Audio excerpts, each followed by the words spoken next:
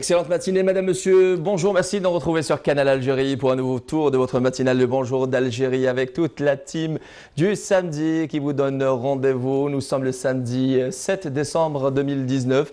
Il y a lieu de rappeler cette date justement à la veille d'aujourd'hui. Notre communauté établie à l'étranger vote. Ça sera donc le premier jour.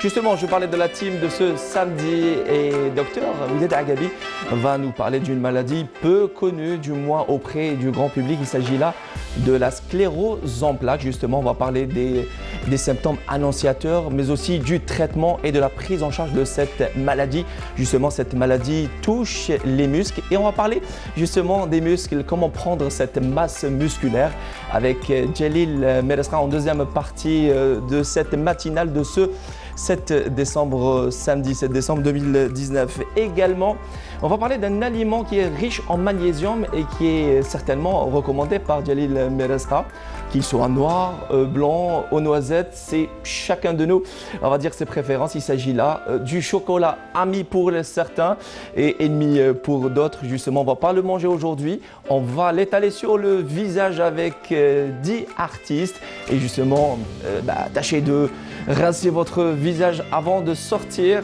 pour votre plan sortie. Justement, si vous n'avez pas votre idée, elle est là, elle sera fidèle au poste. Il s'agit là de Delia Mezaguer pour nous donner les bons plans sortis pour cette semaine et aussi pour ce samedi. On parlera également de la promotion des associations, de tout ce qui est touristique et historique avec Kenza Nesha. Et elle reviendra sur la journée internationale du bénévolat, célébrée le 5 décembre de chaque année. Et bien évidemment, sera de la partie Sarah Derbel pour toutes les nouvelles sportives. Et on parlait de sortie, si vous n'avez pas, on va dire, tracé votre rendez-vous et vous attendez certainement les nouvelles du ciel. Eh bien, les nouvelles du ciel, premier bulletin météo de ce samedi, c'est tout de suite avec Feriel Cheikh après cela.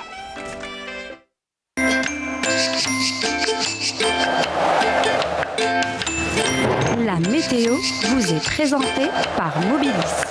Mobilis, Aïnamakou. Feriel Cheikh, bonjour. Bonjour à vous Mounir et bonjour aussi à tous ceux qui nous regardent ce matin. Excellent réveil à vous tous, ravis de vous retrouver. Et bien aujourd'hui au programme, le retour des passages nuageux. Il a plu hier quand prévu par Météo Algérie vers le sud, notamment à Tindouf. Aujourd'hui la tendance sera l'amélioration sur la partie sud au nord. Beaucoup de passages nuageux couvrent actuellement la partie nord. Beaucoup de brouillard aussi au lever du jour vers l'intérieur ouest.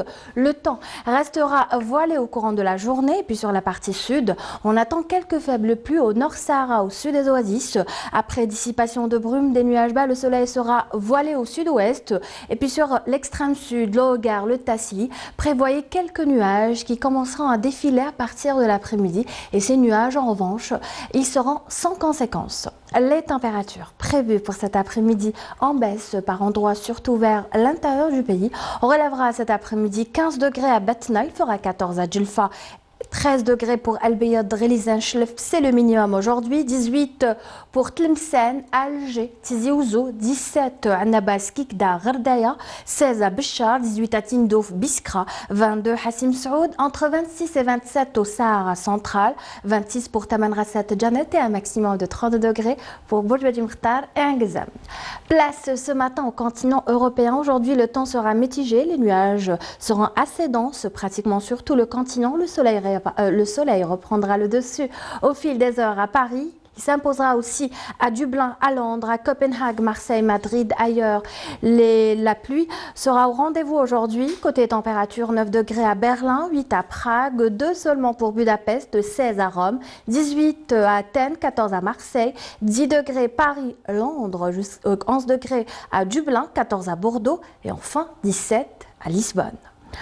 Aujourd'hui, le soleil se couchera à 17h41 et vous avez toujours le site de Météo Algérie, les 3 w.meteoalgerie.dz qui est mis à votre entière disposition. Je vous remercie pour votre attention, excellente matinée, à tout à l'heure pour d'autres voix du temps.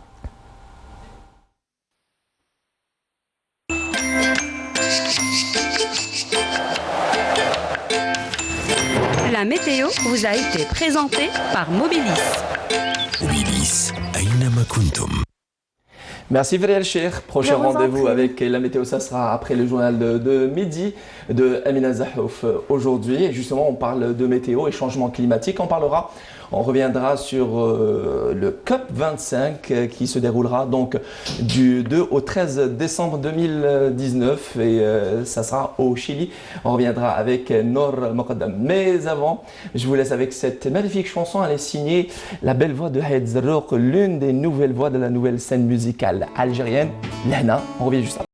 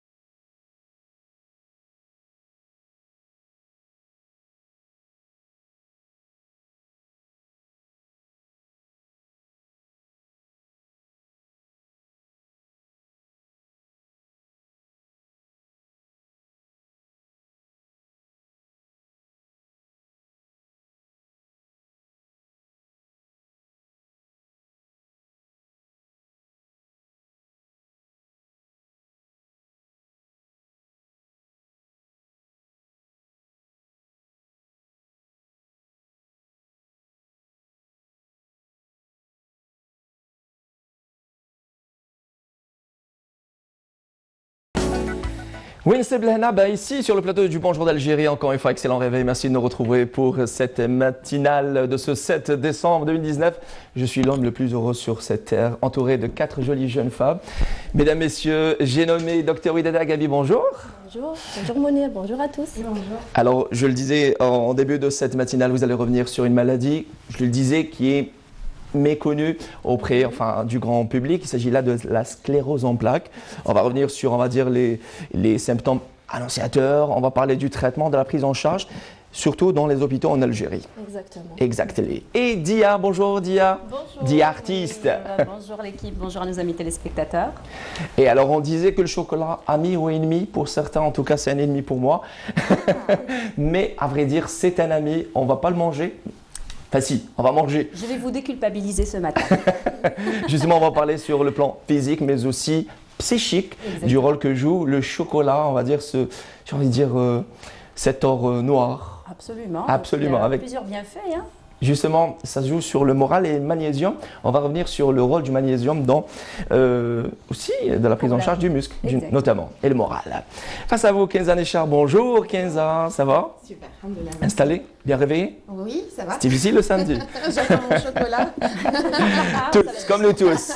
Kenza Nechar va revenir aujourd'hui sur la promotion, enfin touristique et historique. C'est le rôle, entre autres rôles, des associations. Exact. Et on va dire, vulgariser certains rôles de certaines associations dans la promotion touristique et historique. Et elle est toute jolie, tout comme vous. Il s'agit là, oui, je parle de vous. Nour Mqaddam va revenir sur la COP25 qui se déroulera donc du 2 décembre. Enfin, ça a commencé déjà. Ça a commencé jusqu'à déjà vendredi 13 décembre. vendredi 13 et ça se déroule donc à Madrid, la capitale espagnole, présidée par le Chili. Voilà. Et justement, je voudrais juste savoir pourquoi le Chili. Ça devait se passer au Chili, mais comme le 1er novembre, ça a été décidé autrement parce que à cause du mouvement populaire qui est en ce moment au Chili, donc la contestation qui ne permet pas la réalisation de cette conférence internationale. Voilà, maintenant on sait pourquoi. C'est présidé par le Chili et à Madrid en Espagne. Allez, sans plus tarder, on va parler de cette maladie qui peut-être, enfin dire, je le disais pour nos téléspectateurs et téléspectatrices, est une maladie peu connue, la sclérose en plaques. Enfin, ça n'engage que moi, c'est une maladie, je sais que c'est une maladie qui touche le système neurologique et c'est une maladie qui touche essentiellement les femmes, enfin la grande partie des patients, ce sont des femmes. Et je voudrais juste revenir sur la toute première question, ce que c'est la sclérose en plaques. Justement, la sclérose en plaques, c'est une maladie neurologique. Encore, elle est mystérieuse, elle est très peu connue, beaucoup de gens n'ont jamais entendu parler. Et justement, pour comprendre ce que c'est la sclérose en plaques, il faut déjà comprendre ce qui se passe au niveau du cerveau. Donc c'est le système nerveux central qui est concerné par cette maladie. Très bien. En fait, je vais vous demander d'essayer d'imaginer avec moi que dans le corps humain, il y a un bureau de commande. Et ce bureau de commande, c'est le système nerveux central, il est constitué du cerveau et de la moelle épinière. Très bien. Ce bureau de commande, c'est à ce niveau-là où il va y avoir la prise des décisions, le stockage et le traitement des informations. Et ce bureau a besoin de communiquer avec tout le reste du corps il va envoyer des messages. Voilà. Et ce sont des messages qui sont bioélectriques. Donc c'est de l'électricité, c'est l'influx nerveux et on a besoin de conduits pour conduire cet influx nerveux. Voilà. Donc des câbles d'électricité. Vous avez tenté de vulgariser parce qu'il est vraiment extrêmement difficile, surtout s'agissant de cette maladie. Voilà. C'est ça. Tout ce qui est neurologique, déjà le cerveau. Et on voit à travers cette image. Exactement. Une illustration en image, on voit le cerveau et la moelle épinière. Donc, pour communiquer, on a dit qu'on a besoin de câbles électriques et ces câbles électriques, ce sont les neurones. Très bien. Et ces neurones, ils sont constitués par, il y a une photo qui doit passer, donc il y a une tête qui reçoit l'information et il y a ce qu'on appelle l'axone. C'est une prolongation de cette déjà, tête oui. Qui va aller conduire cette information. Ce câble électrique, il a besoin d'une gaine pour le protéger. Donc cet axone, il a besoin d'une gaine pour le protéger et c'est la gaine de myéline. Cette gaine de myéline qui est concernée par cette maladie, il va y avoir un problème ici dans la gaine de myéline. Donc suite à plusieurs facteurs, il y aura une inflammation. Justement, j'allais vous poser cette question. Oui, justement. Est-ce que c'est une inflammation, une sorte d'inflammation? Une inflammation, c'est une maladie auto-immune. C'est l'immunité de la personne qui sera déstabilisée et il va y avoir toute une réaction immunitaire de l'inflammation qui va aller détruire cette myéline. Et donc l'information ne pourra pas être véhiculée correctement, ce neurone va souffrir au bout d'un moment, donc il y aura les symptômes et ce neurone il va finir par mourir et donc la personne elle va garder l'handicap. Justement, et je le disais, c'est 3/4 des malades sont des femmes. Pourquoi, on va dire, les femmes sont-elles touchées plus que les hommes par cette maladie? Déjà, on n'a pas la réponse pour cette question. Parce qu'on a déjà remarqué qu'il y a plus de femmes qui sont atteintes par rapport aux hommes dans toutes les maladies auto-immunes, donc pas uniquement la sclérose en plaques. Et on va dire peut-être que les femmes, ils ont des susceptibilités personnelles par rapport à ces maladies-là. Mais au jour d'aujourd'hui, on n'a pas encore la réponse exacte pourquoi les femmes qui sont touchées par rapport aux hommes. On n'a pas encore une réponse bien précise. C'est 4 femmes qui sont touchées pour un homme. D'accord. Oui, carrément. Quand même, oui. C'est énorme, je disais. C'est une maladie qui touche. C'est 3/4 des malades qui sont touchés par cette maladie. Oui. Et on parle certainement, vous allez, ceux et celles qui nous regardent aujourd'hui, en cette matinée, se posent la question, quels sont, on va dire, les symptômes annonciateurs de cette maladie? Et justement, c'est pour ça que je le disais que c'est une maladie peu connue. Et souvent, c'est, on va dire, des symptômes qui ressemblent Oui. aux symptômes, on va dire, de d'autres maladies Neurologiques. Exactement. Donc, toutes les parties du cerveau, enfin, du système nerveux peuvent être atteintes.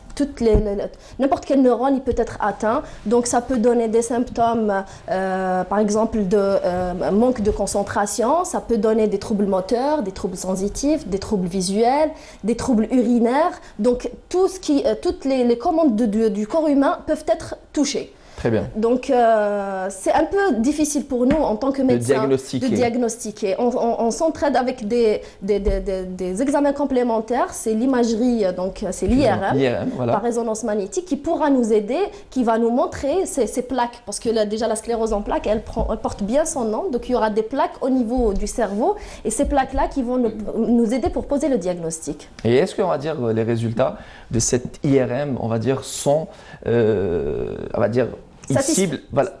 Justement, est-ce qu'elle nous aide? Voilà. Est-ce qu'on peut diagnostiquer à 100% la maladie? Dans la majorité des cas, ça nous aide, mais puisque c'est une maladie qui peut se manifester par des symptômes qui peuvent ressembler à plusieurs maladies neurologiques, c'est vrai que c'est difficile, mais les progrès de l'imagerie par résonance magnétique nous a beaucoup aidé pour diagnostiquer cette maladie. Et justement, nous avons cette image, oui. On voit une femme. Et est-ce que vous pouvez nous donner plus de détails? Justement, on a dit que déjà à gauche il y a le neurone qui est sain et à droite il y a un neurone qui est atteint par la sclérose en plaques. Très bien. Cette sclérose en plaques peut se manifester par des troubles visuels, par des troubles moteurs, donc le muscle peut être atteint, des troubles sensitifs, des troubles sphinctériens, ça veut dire urinaires. Donc tous les tableaux neurologiques on peut les voir à travers cette maladie. Et est-ce qu'on peut considérer la sclérose en plaques comme une maladie héréditaire? Alors, justement, ce n'est pas une maladie héréditaire. Il existe des facteurs de risque, donc on va dire, c'est des facteurs environnementaux et des facteurs génétiques. Donc, il y aura une mutation génétique. Donc, très bien. Par la suite, on pourra observer des familles de sclérose en plaques. Donc il y aura toute une famille, enfin des familles qui peuvent avoir une sclérose en plaques, mais ce n'est pas héréditaire, c'est une mutation génétique qui vont développer. Et il y aura des facteurs environnementaux tels que les infections virales. Voilà, parlons de facteurs. Quels sont les facteurs de risque de cette maladie, la sclérose en plaques? Justement, ce sont ces facteurs qu'on vient de dire, ce sont les facteurs génétiques et les facteurs environnementaux. Et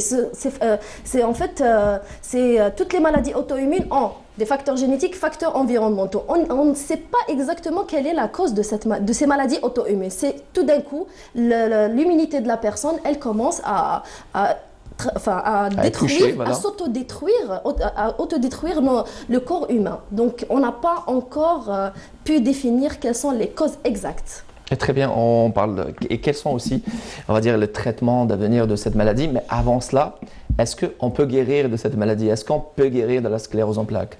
Alors, jusqu'à ce moment-là que je suis en train de vous parler, il n'existe pas un traitement qui peut guérir la sclérose en plaques. Donc, c'est un sujet de recherche. Les chercheurs ils sont en train de chercher pour savoir est-ce qu'on peut avoir un traitement qui peut guérir. On attend toujours ce traitement, mais pour le moment, on a des traitements qui peuvent offrir une meilleure qualité de vie, qui peuvent stopper cette inflammation, cette réaction auto-immune et donc stopper la destruction de ces neurones. Donc, et ne pas arriver à l'handicap. Alors on sait qu'aujourd'hui les femmes sont plus touchées que les hommes, mais est-ce que cette maladie touche les enfants aussi?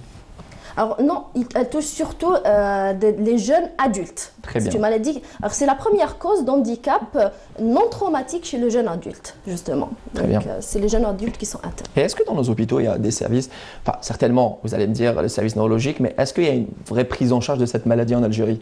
Alors les neurologues de l'Algérie, de tout le territoire algérien, ils sont en train de demander qu'il y ait un registre qui prend en charge justement cette maladie. Donc un registre national, tous les services de neurologie, même nous en médecine interne, on a des cas de sclérose en plaques et donc la prise en charge. Nous, on a les traitements qui peuvent nous aider ces patients-là et qui peuvent stopper cette inflammation. Mais il faut qu'il y ait donc, en Algérie un registre national qui prend en charge ces patients-là. Oui, est-ce que vous avez remarqué qu'un froid s'est installé? Ne vous inquiétez pas, mesdames. C'est le moyen de prévenir justement. Parce que Voilà, justement, parce que on s'est dit que... On est 4 sur 5, donc Voilà. on pose des questions. Ne vous inquiétez pas, je suis là pour vous réchauffer. Alors, vous pouvez poser... La caméra, elle va nous donner Exactement. du chocolat. Vous allez vous rebooster. Justement, c'est le chocolat riche en magnésium. Et Potassium, justement, en on va dire, est-ce que vous confirmez les idées reçues? Est-ce que le magnésium est bon aussi pour tout ce qui est système neurologique? Oui, oui. Tout ce qui est système neurologique, psychique aussi, c'est C'est très important. C'est très un important. Ça relaxant. réduit Surtout le à 4 h du stress. matin, Moi, j'en prends après une dure journée. quand c'est la période de stress du travail, quand c'était les examens et tout, je prenais toujours du magnésium pour justement. Voilà. Et à ce qui paraît, le chocolat noir est plus riche que le chocolat au lait ou tout ça. Enfin, Tout à fait. même pas le chocolat blanc parce que, à vrai dire, le chocolat blanc n'existe pas. Ah, Oui. c'est ça. Elle va nous donner plus de détails, oui. Chocolat rose, Juste- maintenant qui le chocolat rose, Oui, avec les temps qui courent, pour les riches. on s'attend à tout. Juste pour conclure, quand j'étais en train de préparer la rubrique d'aujourd'hui, j'étais en train de chercher les photos pour illustrer, pour parler de cette maladie. Je suis tombée sur une photo d'un livre qui s'appelle Sclérose en plaques et talons aiguilles. Donc c'est un livre qui a été écrit par Charlotte Tourmente. Très bien. Elle est médecin généraliste. Et justement, la photo. Enfin, Voilà. la- Elle est médecin généraliste et elle a eu la sclérose en plaques à l'âge de 22 ans. Et à travers ce livre, elle rapporte son témoignage, elle raconte son histoire avec cette maladie et comment elle a fait pour Ça a justement... rapport avec les talons aiguilles? Non, elle a juste dit que pour justement, comme c'est un handicap et que c'est une femme, et elle voulait résister à cette maladie, elle a parlé donc dans son livre et j'ai pas encore lu le livre, mais j'ai trouvé un petit passage très émouvant. Je voudrais bien vous le lire.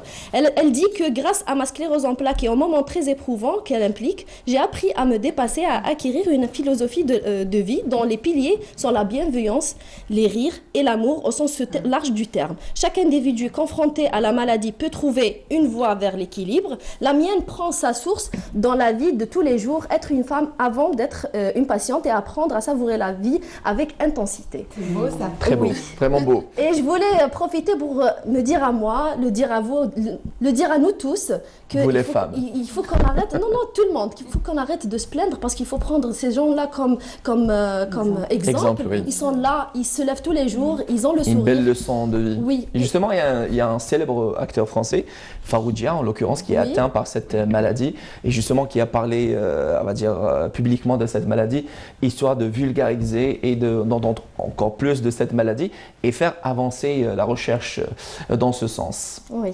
Et merci, on termine avec... Enfin, restez avec nous, on termine avec cette note d'espoir et c'est très important justement quand on fait face à des moments difficiles et justement il n'y a qu'à regarder autour de nous et se dire que en fin de compte il faut relativiser dans la vie et tout va très bien. Justement, il ne faut pas relativiser lorsqu'il s'agit de changement climatique, tout va mal, très mal même.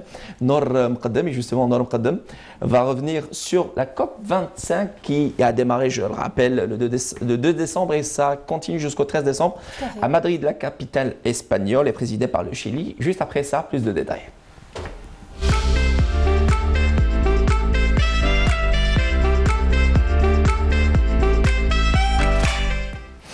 Justement, Dia a besoin d'un peu d'eau pour mélanger pour commencer à préparer son petit masque, justement. Ouais.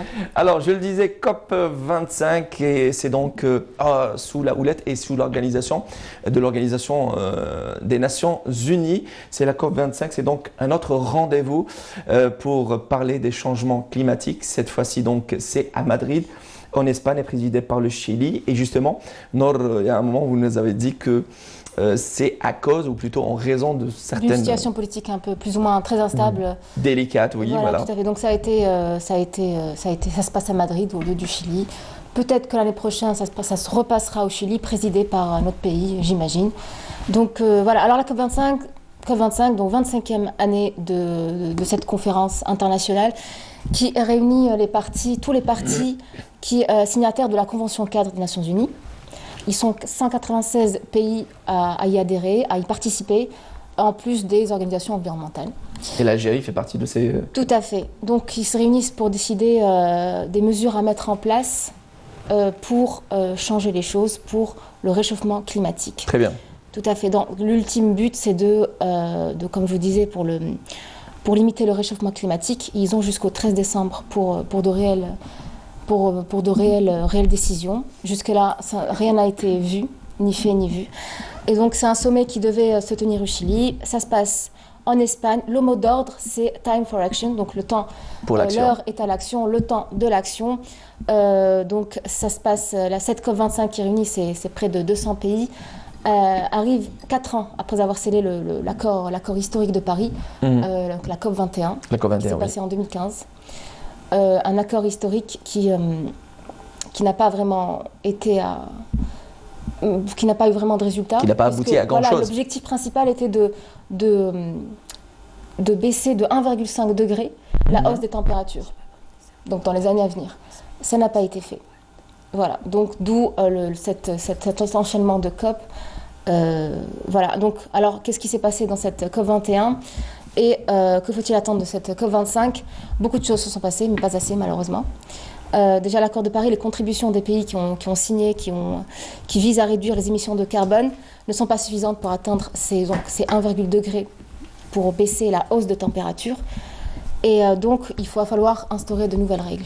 Donc ces règles-là. Et vous parlez de quelles règles? Justement, alors les règles, il y en a plusieurs, mais il y en a deux essentiellement. Donc la première, c'est tout ce qui est comptabilité. Donc les deux règles pour lesquelles il faut encore travailler, c'est le cas en ce moment à la COP25 sur la comptabilité des émissions de carbone. Alors ce qu'il faut éviter, c'est la double comptabilité. C'est qu'en gros, nous par exemple, on pollue sans compter. Je parle de l'Algérie. Si on est décidé à comptabiliser notre pollution. Nos Quand émissions vous dites on pollue sans compter, est-ce que vous parlez là des particuliers ou d'une manière générale? D'une manière générale. De manière générale. On va vulgariser les choses. Donc si on veut polluer, enfin on pollue et on veut limiter les dégâts, donc on va acheter une parcelle dans un autre pays. Ça peut être au Brésil, c'est un pays très boisé. On va acheter une parcelle de terre, on va donc la reboiser. Donc, et puis, une fois que... Où j'en étais... Alors, reboiser une partie... Voilà, donc du coup, je suis un peu déconcentrée. C'est le chocolat, je pense. On va leur compter ces émissions de carbone liées à cette parcelle-là. Est-ce que l'exemple plaque, il faut oublier. Ça me perturbe un peu, parce que c'est quelques petits soucis d'immunité. Je l'ai vu, stressé, ne vous inquiétez pas. Docteur Ouided est là pour la prise en charge. Donc, on va compter ces émissions de carbone liées à cette nouvelle forêt. Justement, on voit la photo là, de la COP25. Tout à fait. Alors, à droite, on a le Premier ministre espagnol. Très bien. Qui parle au secrétaire général des Nations Unies, Antonio Guterres. Très bien. Voilà, et ça se passe en Espagne. Donc voilà, je parlais de double comptabilité. Donc c'est pas en achetant une parcelle qu'on va reboiser, je dis dans un exemple, au Brésil, les Brésiliens peuvent à leur tour compter cette parcelle-là. Donc vous voyez, elle va être comptée 2 fois, alors qu'on va émettre quand même les émissions à effet de serre qui vont avec. Alors justement, la question que je me pose, cet argent, l'argent de l'achat de ces parcelles, oui. On va dire, est renversé dans quel compte? Ah ça, je ne sais pas. Ah, voilà. Ça rentre de l'ordre financier. Vous pouvez répondre hashtag en cherche. Exactement, oui. Donc on est capable de mesurer ces comptabilités-là, même s'il y a beaucoup d'incertitudes aujourd'hui, parce qu'on n'a pas assez d'avancées technologiques ni de recul nécessaire. Très bien. On peut trouver certaines revues scientifiques, certains sites qui sont très, très poussés, peuvent nous expliquer comment calculer là ces émissions, cette comptabilité, comment la faire. Mais est-ce qu'on peut compter, on va dire, on va dire sur cette comptabilité, Nord? Oui, justement, c'est ce que je vous disais, c'est en ayant recours à des scientifiques dans le domaine. Je ne suis pas apte à vous donner ce genre d'informations. Il y a des articles dans des revues scientifiques qui nous expliquent comment faire tout simplement. Donc, dans cette COP25, il y a le rôle de l'océan qui est très important aussi, d'où son appellation la COP Blue, donc la COP bleue, voilà. Donc, l'océan qui interagit dans la lutte contre le réchauffement climatique, on parle de Blue COP.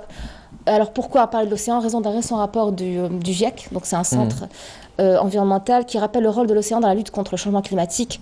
L'océan, voilà, vous le savez, c'est un acteur très important donc, du système climatique. Il absorbe de la chaleur, vous le voyez bien sur l'image, donc du carbone, et donc ralentit le développement climatique de la région. Très bien. Et donc, il ralentit la vitesse de ce réchauffement climatique. Ce qu'on sait aussi, c'est que l'océan répond parfaitement au changement climatique.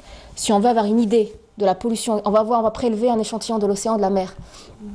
Et donc, avec ça répond au changement climatique avec des modifications importantes, à savoir la circulation marine, et les produits chimiques qui sont déversés. On va parler de pollution plastique, etc. etc. Voilà, j'allais vous dire pourquoi les océans, voilà, vous nous avez répondu. Exactement. Voilà. Malheureusement, les océans, nos mers sont pollués par tout ce qui est industriel, déversement des industries, notre pollution, nous, à l'échelle, à la petite échelle, à l'échelle domestique, voilà. Tout à fait. Donc, l'océan nous rappelle l'urgence de lutte contre ce changement climatique, mais c'est aussi une solution. Alors, pour diminuer ou atténuer ce changement climatique, eh bien, on peut utiliser la formidable énergie qu'on trouve dans l'océan, en raison des courants marins. On a voilà. Donc, on peut créer de l'électricité. Une énergie propre, quoi. Exactement, produire une énergie renouvelable. Exactement, le système de marée haute, marée basse, tout à fait. Alors, aujourd'hui, elle s'investit spécialisée en docteur Agabi. C'est bien, spécialisée en environnement. C'est très bien. On a aussi du moins. Exact. Pour contribuer à changer au moins nos c'est clair. attitudes Tout à vis-à-vis fait. de l'environnement. Tout à fait. On a aussi l'énergie qui est liée à la différence de température. Donc au niveau de la surface de l'eau, on a une certaine température qui est plus chaude que la température qui est dans les profondeurs de l'eau. Donc cette différence de température-là va créer une énergie-là. On peut utiliser pour l'instant, on n'en est qu'au stade de prototype, des appareils qui vont créer une énergie à partir de cette différence de température. Donc voilà, comme quoi il nous faut peu pour en faire beaucoup, beaucoup de choses. Voilà, donc... et on parlait justement des États-Unis.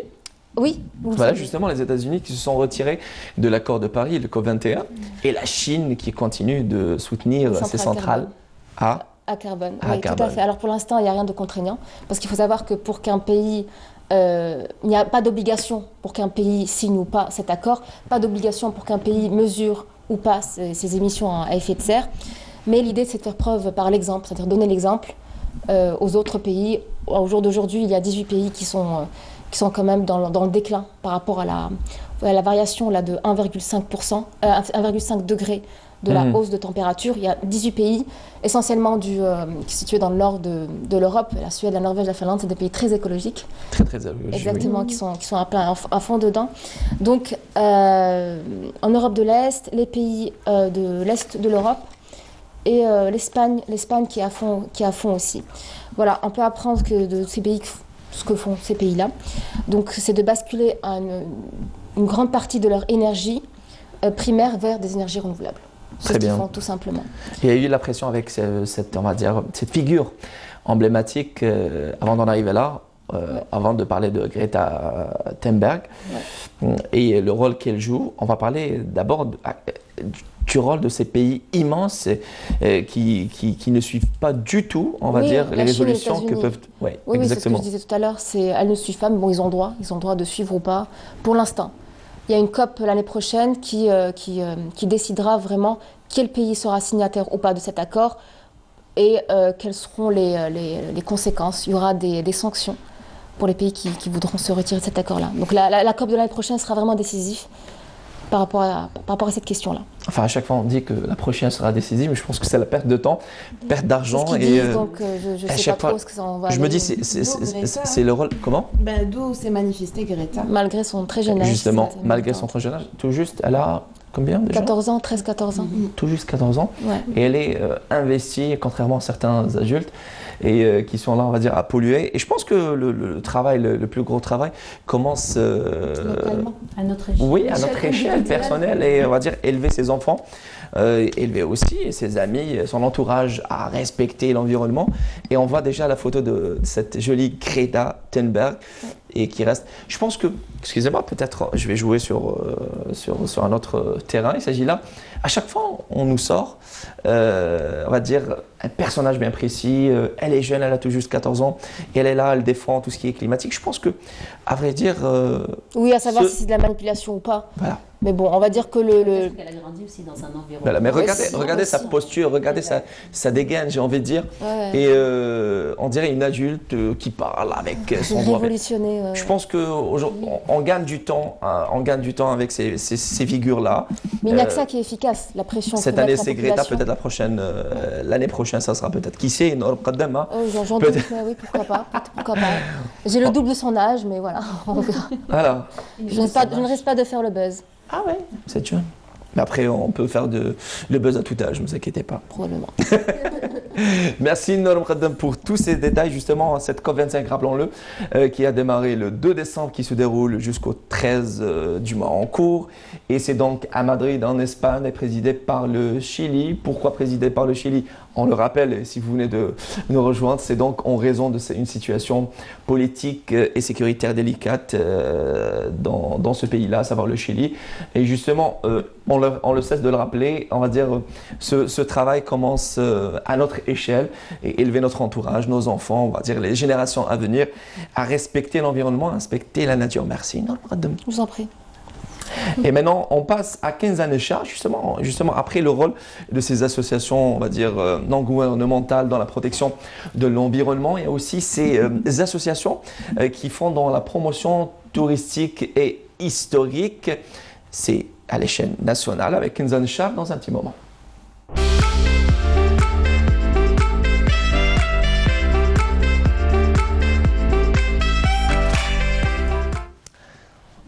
Fort Foujaï. Alors la COP25 se déroule à Chili. Excusez-moi. Voilà. Pas bien suivi, hein. Elle est haute, elle est Non, haute. c'est que j'étais concentrée. Merci, oui, s'il te plaît. C'est l'excuse de... Oui, Allez, déjà, on donner- va commencer par cette dégustation aromatique. Il y a de la cannelle, je sais Commencez qu'il y a par de docteur, l'orange, du Agali. gingembre et de la menthe, à vous de me dire. Gingembre, Il n'y a c'est pas de bon. crustacés parce qu'elle est allergique aux Non, crustacés. du tout. Ah. Alors on fait passer, s'il te plaît. Hein. Ça y est, elle a pris sa part. On va commencer. Après moi, c'est le déluge. De bon matin. Merci Dia. Allez, Nour. Il y a quoi à l'intérieur? Sahlek. Alors, je voulais vous faire découvrir plusieurs Merci. arômes. J'avais dit qu'il y avait de la cannelle, du gingembre, menthe et orange. Je saurais vous dire où est. Voilà, on en parlera tout à l'heure. Alors vous allez donner, on va dire, votre réponse juste après ce que Kenza nous a concocté s'agissant de la promotion des associations dans la promotion touristique et historique. On le sait que de nos jours, enfin dire de jour en jour, les associations font un travail formidable en Algérie, que ce soit, on va dire, dans le bénévolat ou encore dans la promotion touristique de notre belle et grande Algérie, justement. On a des sites touristiques super intéressants à visiter et justement à faire découvrir. Mais À protéger, à surtout. part et à protéger, c'est très important, ne vous inquiétez pas, les autorités sont là pour. Et il y a des lois qui régissent ça. Justement, les médias, que ce soit la télévision, la radio et d'une manière générale, et les réseaux sociaux aussi, à travers des pages, jouent un rôle très important, mais ce n'est pas suffisant. Il y a aussi ce rôle de ces associations, Kenza. Alors d'abord, juste pour commencer, en parlant d'association, la chronique s'est un petit peu reconnue entre la sclérose en plaques, pardon, il y a beaucoup d'associations justement qui œuvrent pour sensibiliser, pour récolter des fonds pour la recherche justement pour la maladie. Alors quand on parle d'environnement, c'est assez... C'est super bon. Ça fait que- Tomber sur le gingembre, j'aime moins. Oui, Moi, je pense que c'est Comment la menthe. Tomber sur le gingembre, j'aime moins. Il y en a encore. écoute, C'est quoi que t'as pris? je veux peut-être.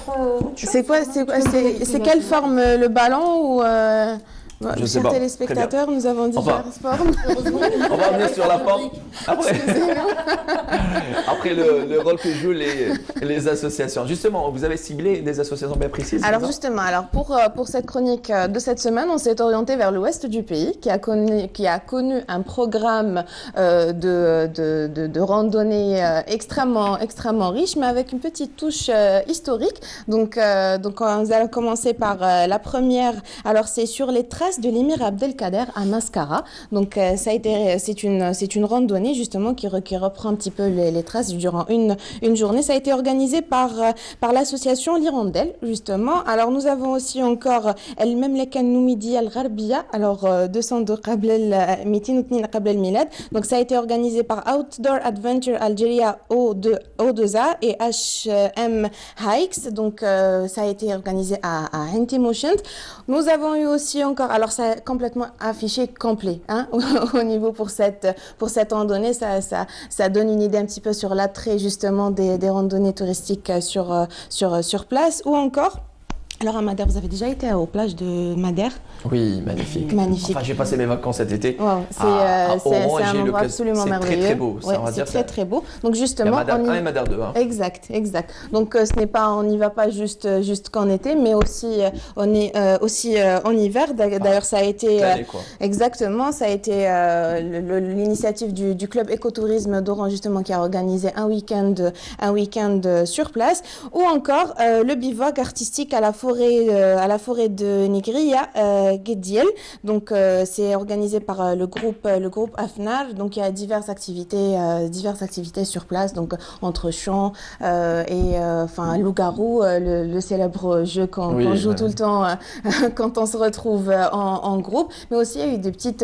L'initiative reste aussi très très belle à la fin, parce qu'il faut aussi protéger quand on part aussi dans ce genre d'endroit. Il faut protéger, laisser l'endroit au moins comme on l'a retrouvé.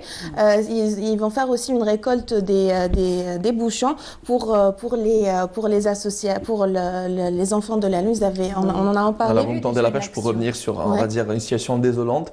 Et on est dans la continuité de Noor Mqaddam, on va dire, encore une fois, la protection de ces sites touristiques historiques. C'est dommage. Quand on va dire, on fait un tour, il y a toujours des bouteilles, il y a toujours des déchets, que ce soit, on va dire, des paquets de cigarettes, malheureusement. Et je pense qu'on ne cesse de le rappeler et de sensibiliser, mais justement, il y a toujours des personnes qui viennent, qui polluent. Après, on a tendance à dire, oui, pourquoi en Europe, c'est beau, c'est propre. Mais c'est notre contribution. C'est parce qu'ils font des efforts dans ce sens. Et je pense qu'il a lieu de lancer cet appel-là. Quand on visite un lieu bien précis, il faut nettoyer. On n'a même pas, on va dire, on n'a même pas le droit de jeter quoi que ce soit. Alors, c'est pas la peine de nettoyer après. C'est même pas de jeter quoi que ce soit. Alors, laisser les ordures. Récemment, j'ai été à Janet. Donc, c'était au niveau des grottes des ambassadeurs. Donc, c'était juste à côté du Centre national de la protection du Tassili. Donc, c'était des grottes. Et c'est désolant parce que c'est des grottes avec des peintures rupestres. À l'intérieur de la grotte, ils ont fait un petit méchoui. Et donc, le feu, quand la fumée, c'est juste sur les peintures rupestres. Donc non seulement on laisse les déchets, mais à la rigueur on peut nettoyer. Malheureusement, il y a plus grave, plus profond. Exactement. Quand il y a on va dire c'est criminel, j'ai envie de dire, qui vient. Pardon, ça altère les peintures rupestres. Bien sûr, évidemment. Mais après, il y a des criminels, j'ai envie de les appeler ainsi, qui viennent, qui marquent leur passage avec de la peinture. Flan plus flan à hub, on s'en fout de votre amour, laissez-nous notre histoire. Et c'est ça, hélas. Hélas, malheureusement. Donc on voit bien que justement cette protection des sites, l'impact est encore beaucoup plus profond parce que quand on parle de sites touristiques, ça concerne notre identité. Donc porter atteinte à ce genre de sites touristes apporte atteinte aussi à notre identité autant qu'Algérie. Donc la responsabilité est énorme et que chacun de nous, justement, a cette responsabilité-là. Donc aujourd'hui... La responsabilité est partagée. La responsabilité est effectivement partagée et surtout qu'à la fin, c'est le citoyen qui est le principal, qui est le premier, j'aimerais dire, concerné, mais aussi les retombées sont sur justement le citoyen. D'ailleurs, le slogan « Min al-shab ila al-shab », après, c'est nous qui sommes, on va dire. Exactement. Donc justement, parlant de ces responsabilités, on l'avait évoqué avec Mahrez, merci pour tout ce qu'on a pu apprendre ensemble. Donc c'était justement à cause de ces randonnées qui ne sont pas assez organisées. Donc nous, autant que consommateurs, on a aussi cette responsabilité-là d'exiger un minimum de conditions pour ces randonnées. Par exemple, l'assurance. On voit bien qu'il y a certaines, parfois on trouve des initiatives comme ça de randonnées où le prix est vraiment très réduit. Donc il faut se poser des questions. Quand on a ce genre de sortie, il faut se poser ces questions. Pourquoi est-ce que le prix est si faible que ça? Justement, quand on va voir les détails, c'est qu'il n'y a pas assez d'assurance, il n'y a pas l'assurance, chose qui devrait être obligatoire. Et ça aussi, ça porte atteinte pour les autres associations ou clubs ou agences justement touristiques qui font un travail énorme, qui font recours aux autorités pour avoir les autorisations pour faire leur randonnée. Donc il faut... l'assurance est très importante. L'assurance est extrêmement importante. Malheureusement dernièrement en Tunisie avec cet accident de bus qui a coûté la vie à une vingtaine de personnes. Et là, ils étaient en randonnée, ils étaient en visite touristique. D'où l'importance de l'assurance. Exactement. Donc, autant pour résumer, autant que consommateur, il faut au moins, c'est bien beau d'aller faire ces visites touristiques, il faut le faire, au contraire, mais il faut le dire qu'il faut quand même demander un minimum exiger un minimum de normes, par exemple l'assurance pour ce genre de sortie.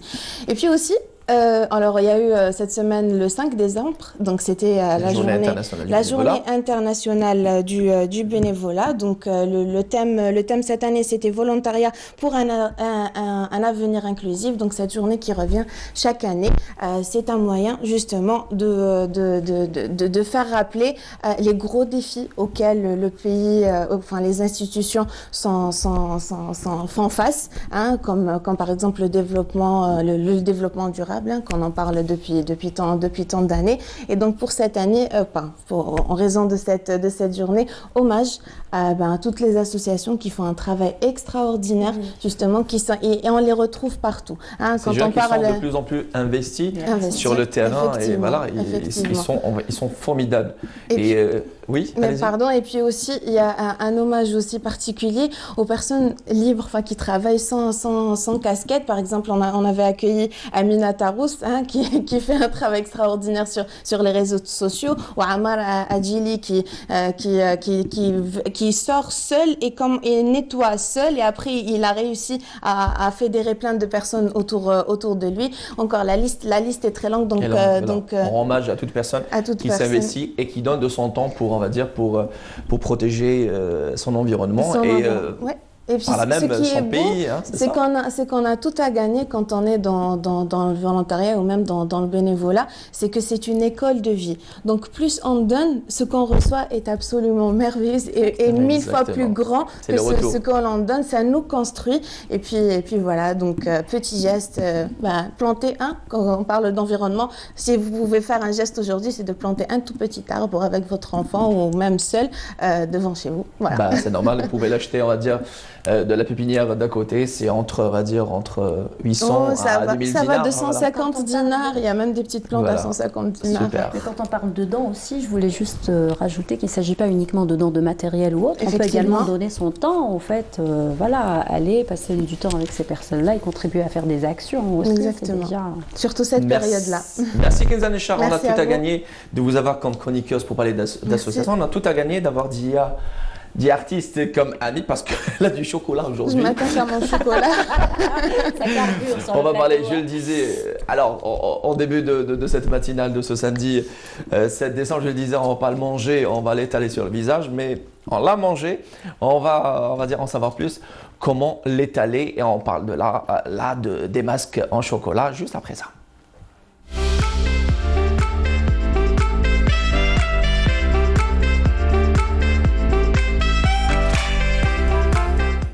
Voilà, on est en quête d'un verre d'eau, si vous permettez. On demande à notre régisseur de plateau de nous ramener un verre d'eau. Voilà, c'est déjà pour la préparation de ce masque en chocolat. On parlait de ce chocolat Améinmi. Alors, en toute honnêteté, c'est un bon compagnon le soir, les longues soirées d'hiver, en regardant une bonne émission. On en parle comme si c'était un compagnon, effectivement. Exactement. En regardant la rediffusion de la matinale. Bien sûr, il est excellent. Il est excellent pour la santé, pour la peau, pour le corps. On en consomme tous.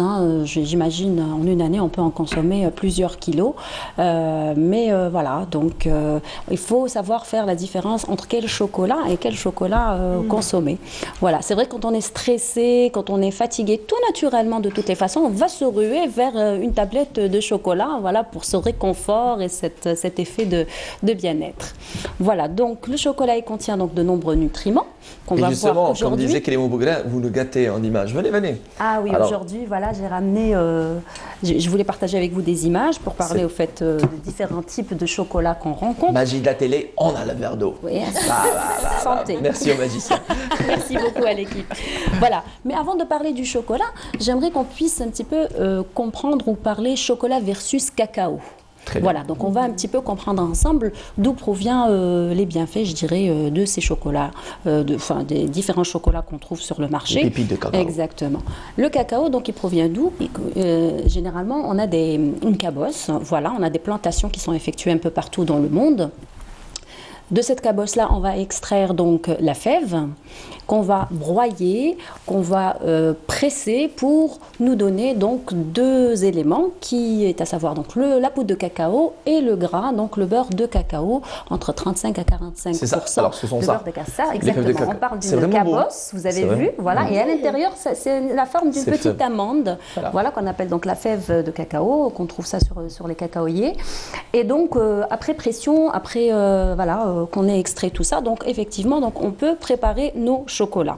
Il faut savoir qu'également ce qui est assez intéressant dans le chocolat à fort pourcentage donc de cacao, c'est qu'il contient du beurre de cacao qui est lui un gras végétal, donc ce qui est excellent pour la peau. Exactement, il est aussi assimilé aux bienfaits de l'huile d'olive parce que c'est un oméga 9. Voilà. Ce qui est assez différent des autres chocolats de lait ou chocolat blanc. Si vous permettez, Dia. Alors, docteur Oméga 9, c'est... Alors, si vous avez à nous expliquer. Alors, c'est Jeline qui est censée nous expliquer tout dans un petit moment.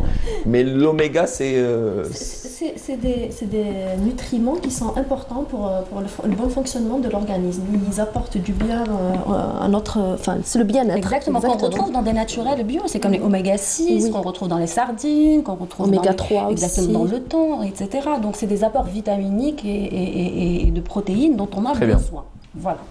Donc, pour continuer, donc on va voir un petit peu donc les bienfaits. Quand on est stressé, quand on est fatigué, donc je disais qu'on se ruait vite au fait vers du chocolat.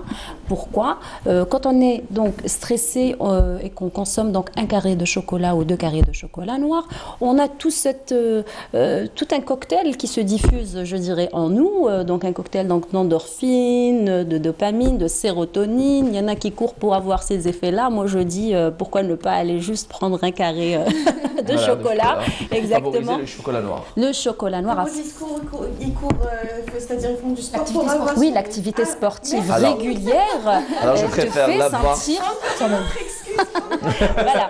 Donc c'est juste pour vous déculpabiliser, mais bon. Toujours, il faut être raisonnable, bien sûr. Justement. 1 carré, 2 carrés, 3 carrés par jour de chocolat noir, donc ne poserait pas réellement de problème. Quand on est fatigué... C'est même recommandé. Exactement.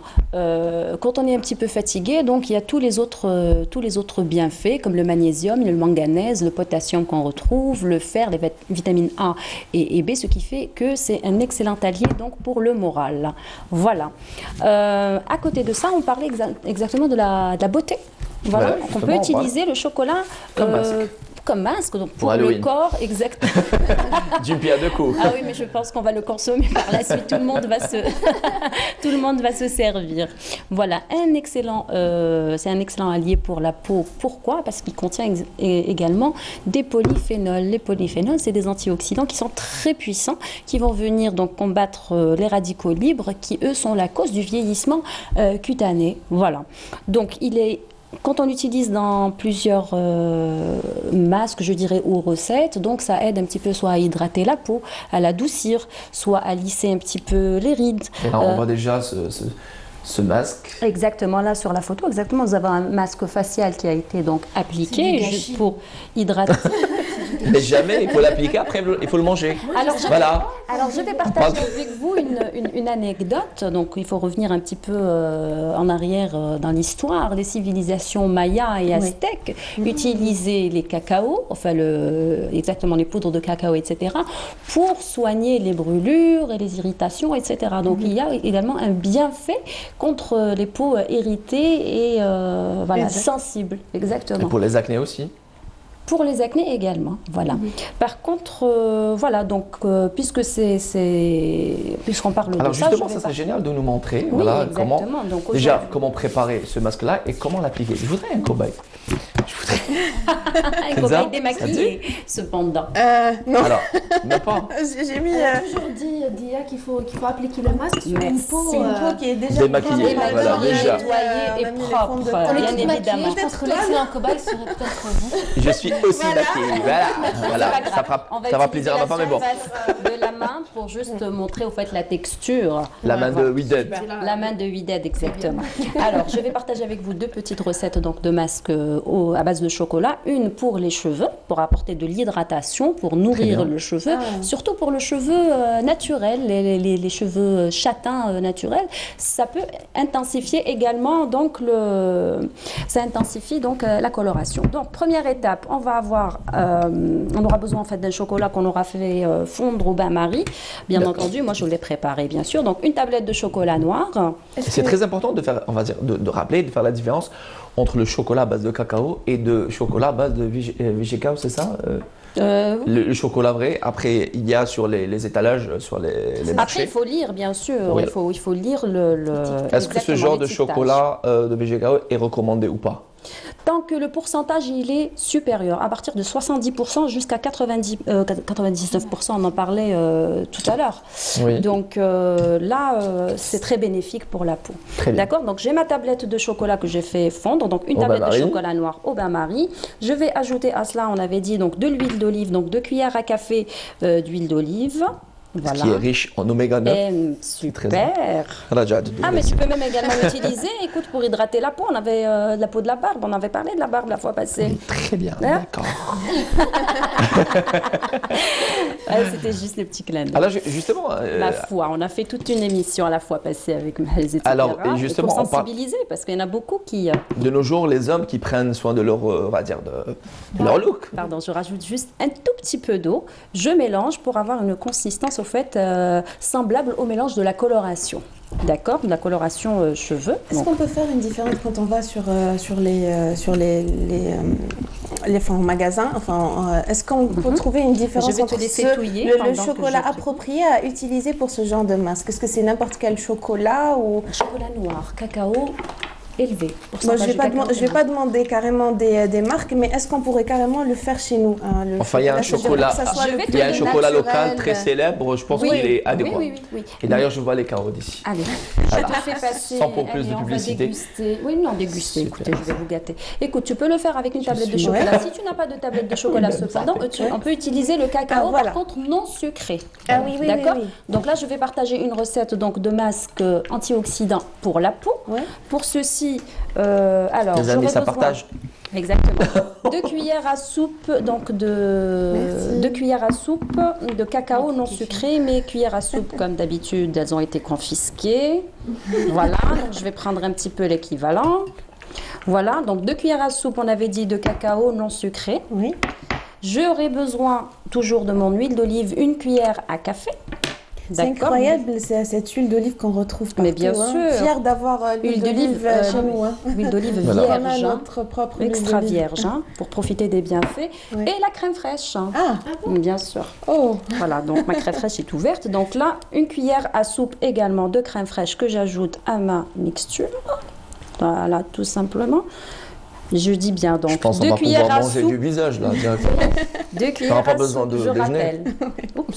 2 cuillères à soupe, 1 cuillère à café d'huile d'olive et 1 cuillère à soupe de crème fraîche. Voilà, rapidement la texture.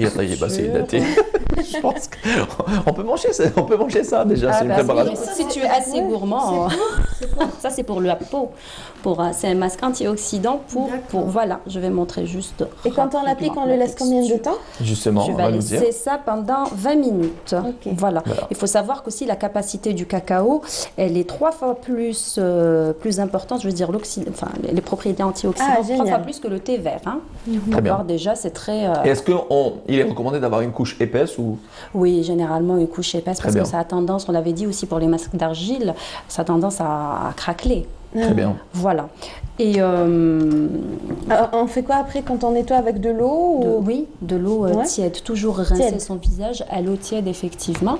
Après, on a aussi des idées un petit peu préconçues par rapport à la crise de foie. Je voulais juste dire que c'était juste un mythe. Et qu'au fait, voilà. Il est déconseillé. Alors, docteur Wided Again, est là. Je pense qu'elle va jouer. Oui, il n'y a pas de souci. Justement, il est déconseillé de prendre du chocolat la nuit. Car déjà, ça va fatiguer le foie, c'est ça? C'est ça, mais c'était chocolat et dafa. Il y a plusieurs études qui ont été faites dans ce sens-là. Dia, Oui. au moins comme ça, avec vous, on aura compris que le chocolat, c'est très bon pour la santé, pour la peau, pour le moral. Exactement. Oui. Ne fais pas grossir et ne donne pas les boutons. Hein. Voilà. Les boutons, c'est plus quand on mange beaucoup plus gras. Alors, a priori, le chocolat, c'est un ami. Merci, Dia. Voilà. Dia Artiste pour, on va dire, ces masques en chocolat. On va dire, on est pressé par le temps, c'est normal. Merci à vous, docteur Ouidada Gabi. Vous êtes revenu aujourd'hui sur la sclérose en plaques, cette maladie, sur, on va dire, ses symptômes, la prise en charge, traitement. Merci à Kenza Nechar et pour, on va dire, ces associations dont ils font, enfin, plutôt qui font un rôle très important et jouent un rôle très important dans la promotion touristique et historique. Et Nour Moqaddam avec la COP25. C'est génial de faire un petit tour du côté de Madrid, de couvrir. Pourquoi pas? Sur l'hiver, oui. Merci, j'ai envie de dire, mesdames, mesdemoiselles, merci à vous tous de nous suivre. Eh bien, avant de passer à notre deuxième plateau, Maya Amrani est partie du côté de l'hôtel Sofitel à Alger pour rencontrer les artisans et artisans. C'est devenu donc une tradition avec le marché de fin d'année où on trouve le magnifique, on va dire, cadeaux, des idées de cadeaux pour les fins d'année. Et c'est donc Maya Amrani qui nous emmène. On se retrouve juste après.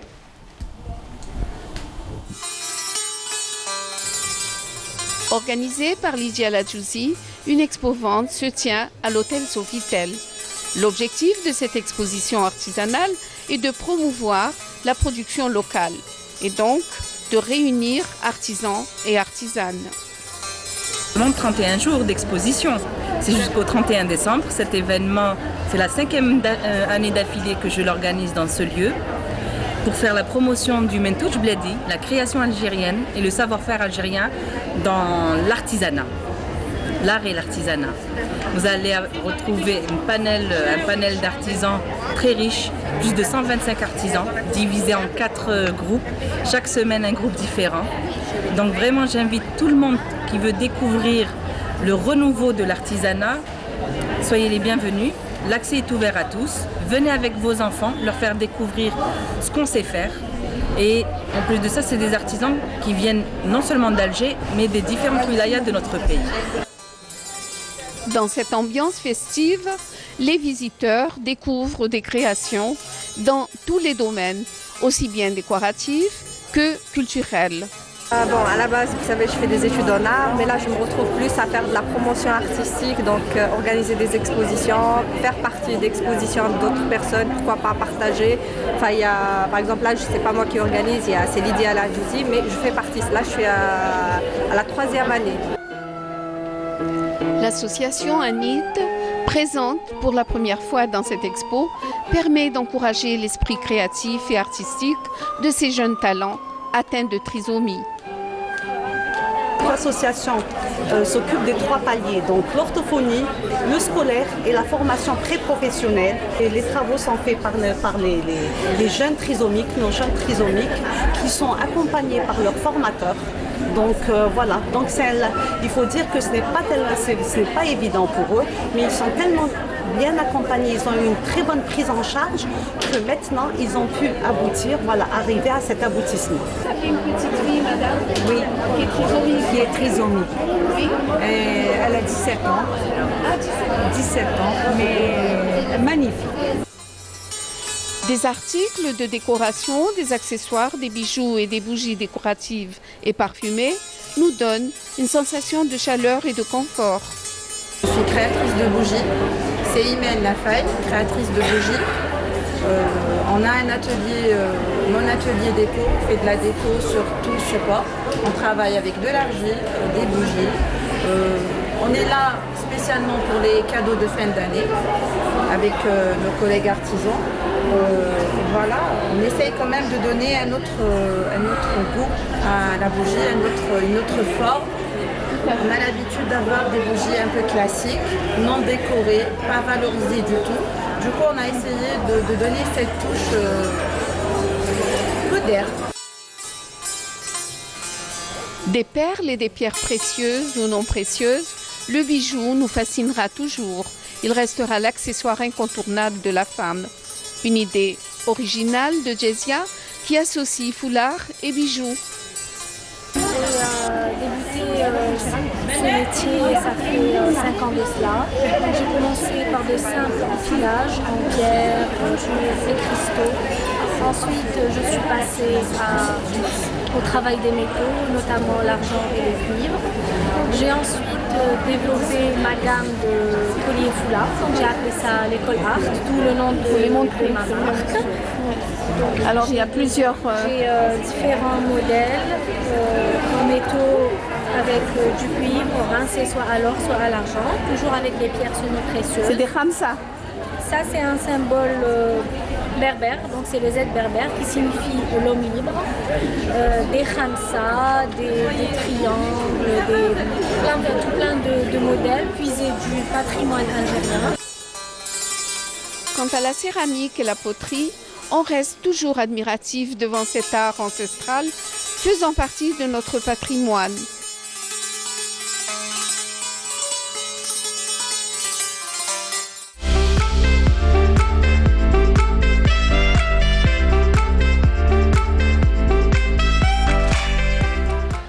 Merci, voilà, c'était là le reportage de Maya Amrani. Pour rappel, ce salon se poursuit jusqu'au 31 décembre 2019 du côté de l'hôtel Sofitel à Alger pour toutes les idées et cadeaux pour offrir, que ce soit pour ceux qui fêtent leur anniversaire le mois de décembre. Qui est né en décembre? Moi. Très bien. Ça y est, Jazz la Mazal. Très bien. On devrait se cotiser pour acheter le cadeau à Sarah Drebel et à Djalil Merestra et à Meza Gardalia qui viennent me rejoindre pour cette deuxième partie de cette matinale de ce samedi 7 décembre. Justement, le 7 décembre, c'est la date et c'est aujourd'hui que nos Algériens à l'étranger qui commencent à voter. Et d'ailleurs, près d'1 million d'électeurs recensés à l'étranger, justement. Tous nos envoyés spéciaux, journalistes et équipes techniques sont mobilisés pour couvrir ce rendez-vous, à savoir les élections présidentielles.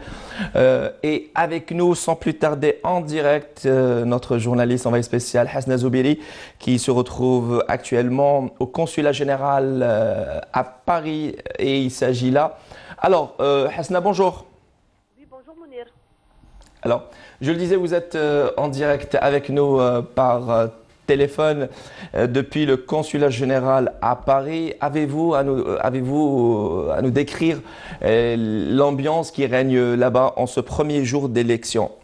Bien sûr Mounir. Alors, on est là depuis 7 h du matin, bien avant l'ouverture des bureaux de vote. Tout a été prêt, donc pratiquement l'administration n'a pas dormi, donc pour mettre en place et mettre les moyens pour notre communauté établie ici pour pouvoir voter aujourd'hui. Donc les bureaux de vote ont été ouverts dès 8 h. Et il y avait pas mal d'Algériens qui ont fait le déplacement malgré le mauvais temps, malgré la grève des transports. Ils étaient là, ils étaient présents pour exprimer leur voix et choisir leur futur président, Mounir. Très bien. Justement, on parle aujourd'hui, plutôt cette année, de cette nouveauté, à savoir les bureaux de vote mobiles. C'est cela, Hasna? Tout à fait, tout à fait. Alors pour la région parisienne et l'Île-de-France, il y a 5 bureaux de vote au niveau du consulat général de Paris. Il y en a 6 qui ont été délocalisés dans la zone 1. Voilà, il s'agit des départements de Cher, l'Indre-et-Loire, Loire-et-Cher et enfin Loiret. Alors, je rappelle que, on va dire, le rendez-vous avec les élections de notre communauté établie à l'étranger se poursuit jusqu'au 12, Hasna.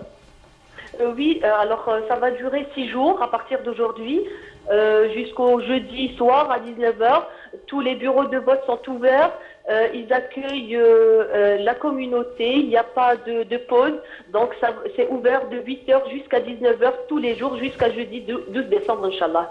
Merci beaucoup. Il faut savoir, Mounir, que la nouveauté de cette année aussi, qu'il y a une autorité qui veille à la transparence et la surveillance des élections, qui est l'autorité nationale indépendante des élections. Il y a des délégués, un coordinateur au niveau du consulat général de Paris, un coordinateur, et au niveau des autres consulats, des délégués et des délégués adjoints. Hasna Zoubeli, vous étiez en direct avec nous depuis Paris. Merci pour tous ces détails. Je rappelle que notre communauté établie à l'étranger a rendez-vous encore une fois avec l'Algérie et les élections présidentielles qui débutent et qui se poursuivent jusqu'à jeudi 19h. Retour avec nos chroniqueurs ici au studio 7 des Boulevards des Martyrs. Ça va? Est-ce que vous avez pu apprécier le chocolat de Dia? Pas encore. Vous savez que c'est payant? C'est pas grave. J'ai vu Jalil. Bah si, Hadak déjà il est à 50 ans, là, psahtek. Justement, les bons plans, on le disait, il fait beau, même s'il fait pas très beau en Europe, précisément à Paris. Alors Dalia Mezaguer est là pour nous donner les bons plans sortis pour toute la semaine et notamment aujourd'hui. Oui, à commencer par aujourd'hui. Justement, on commencera par le marché artistique, le reportage qu'on vient de voir. Le marché artistique de fin d'année, c'est sa 5e édition. Donc c'est un marché qui verra justement un roulement de 25 artistes chaque semaine. Donc chaque semaine, on peut partir visiter ce marché parce qu'on trouvera des artistes différents. Il y aura également notamment des associations de trisomiques aussi, donc ceux qui font leurs travaux, et puis d'autres différents artistes. Ça se passe donc à l'hôtel Sofitel. C'est l'art et la matière et ça va jusqu'au 31 décembre. Ça nous donne envie d'aller visiter avec son large sourire Dalia. Et justement, c'est réellement, j'ai eu à visiter ce salon-là l'année dernière et c'est super intéressant parce qu'on voit dire les œuvres des artisans et artisanes, différentes couleurs, différentes formes et c'est très très très beau. Très très beau et justement on ne se lasse pas d'aller voir ça, surtout que on verra des artistes très différents chaque semaine et différents types d'artisanat aussi. Cette année, on a été vraiment gâtés par les salons d'artisanat. Et ça continue. Jusqu'au 31 décembre du côté de l'hôtel Sofitel qui est partenaire et qui offre le lobby gratuit. Enfin, qui offre, voilà, c'est un euphémisme, qui offre le lobby pour ses artisans, artisanes expo-ventes. Voilà. Deuxième rendez-vous, Dalia Mezaguer. Alors, c'est aujourd'hui. Aujourd'hui, on a le vernissage. On a 3 vernissages. 3 expositions qui débutent aujourd'hui, 7 décembre.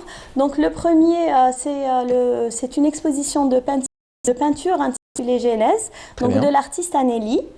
Anneli, c'est une jeune artiste. De son vrai nom, c'est Dr Yasmine Syed. Très bien. Docteur, elle est dentiste. Elle est également auteure de livres pour enfants, Les aventures de Petites Dents, qu'elle a écrit. Toute option indé. Toute option, oui, elle a plusieurs cordes à son arc. D'ailleurs, elle a écrit ce livre, elle avait vu l'appréhension que les enfants ont quand ils vont Et c'est donc à Dar Abdel Taif, je le rappelle. C'est à Dar Abdel Taif. Et elle s'exprime justement à travers ses peintures. Et l'exposition commence aujourd'hui, intitulée Genèse. À Dar Abdel Taif, c'est à partir de 15h30. Voilà, à bon entendeur. Oui, notez ça, c'est très important. Oui, c'est donc cet après-midi, 15h30. Cet après-midi. Vu qu'il fait beau. Oui, toujours cet après-midi. Donc aujourd'hui, on a 3 vernissages. La seconde, c'est l'Algérie, la protégée de Dieu. Cette exposition... C'est le cas de le dire. Oui. Tout à fait. Cette exposition, ça se passe à la galerie Zouar, au 3e étage du centre commercial Bab Zouar. Très bien, oui. Donc, il va abriter les expositions de l'artiste Sofiane Dey. L'Algérie protégée de Dieu sera visible jusqu'au 26 décembre. Et une très très belle affiche qu'on voit là, l'Algérie, la protégée de Dieu, c'est donc avec Sofiane Dey. Voilà, tout à fait. On enchaîne avec une exposition. Cette fois, c'est une exposition de sculptures. Des sculptures faites en argile, des sculptures miniatures qui sont signées Amina Hamouten.